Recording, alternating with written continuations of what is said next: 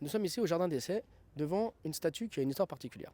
Si vous vous rappelez bien, sur la place des Martyrs, il y a plusieurs mosquées. Et parmi les mosquées, il y a la mosquée d'Ali Piccin.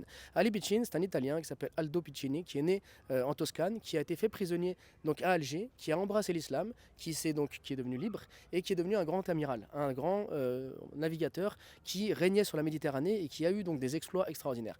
Donc une fois converti à l'islam, il se fait appeler Ali Piccin, et il souhaite se marier avec Leila Belkaïd. Sauf que cette femme lui demande, pour prouver sa sincérité, pour prouver son islam et pour prouver son amour, de construire une mosquée. Et donc il va construire une mosquée qui se trouve sur la place des Martyrs dont on a déjà parlé.